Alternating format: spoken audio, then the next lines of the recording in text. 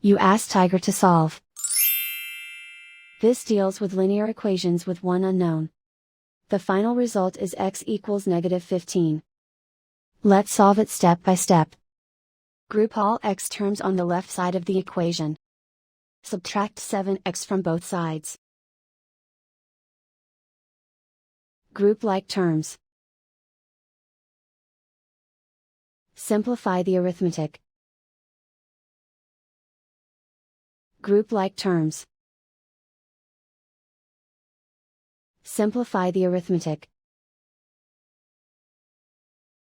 Group all constants on the right side of the equation.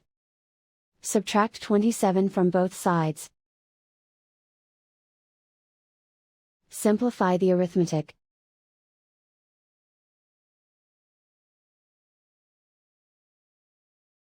Isolate the x. Divide both sides by 2.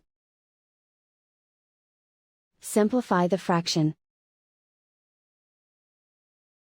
Find the greatest common factor of the numerator and denominator. Factor out and cancel the greatest common factor. And so the final result is x equals -15.